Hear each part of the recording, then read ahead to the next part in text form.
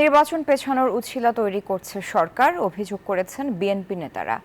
তারা বলছেন সরকারকে কাজ করতে দেয়া হচ্ছে না, এমন অভিযোগের কোনো ভিত্তি নেই। ডিসেম্বরে নির্বাচন করার দিনক্ষণ ঠিক না হলে সরকারের প্রতি সহযোগিতা অব্যাহত রাখা কঠিন হয়ে দাঁড়াবে বলেও জানিয়ে দিয়েছেন তারা। মঙ্গলবার রাজধানীতে আলাদা অনুষ্ঠানে এসব কথা বলেন বিএনপি নেতারা। প্রধান উপদেষ্টার সাথে সাক্ষাৎ পরবর্তী আনুষ্ঠানিক প্রতিক্রিয়া জানাতে বিএনপির এই সংবাদ সম্মেলন।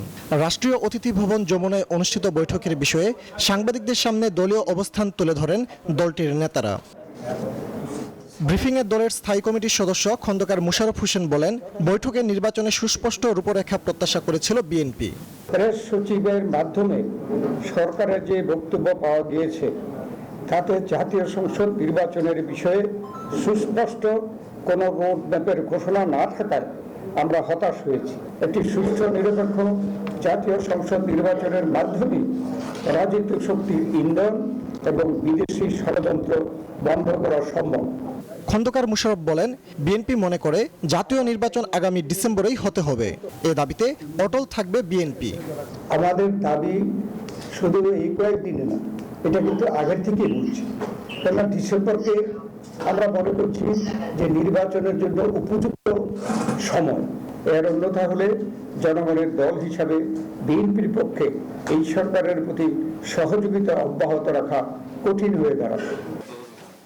এদিকে জাতীয় প্রেস ক্লাবে আলোচনা সভায় যোগ দিয়ে বিএনপি নেতা আমির খসরু মাহমুদ চৌধুরী বলেন, সংস্কারের নামে নির্বাচন পেছানোর সুযোগ নেই।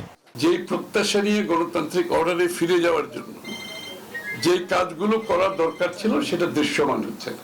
তারা যদি ব্যর্থ হয় কাউকে বিচারের আওতায় আনতে, আমরা তো তাদেরকে বিচারের আওতায় আনবো, কিন্তু বিচার করবে স্বাধীন বিচার বিভাগ, সরকার করবে না। সংস্কারের কোনো সমস্যা দেখছি না, বিচারের বেলায় কোনো প্রবলেম দেখছি না।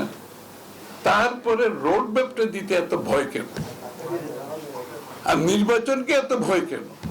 নিরপেক্ষতা নিয়ে প্রশ্ন ওঠে এমন কিছু না করতে সরকারের প্রতি আহ্বানও জানান আমির খসরু মাহমুদ চৌধুরী। এখন আবার আগামী দিনের গণতান্ত্রিক। ফজলা রাব্বী সৌরভ, নিউজ 24, ঢাকা।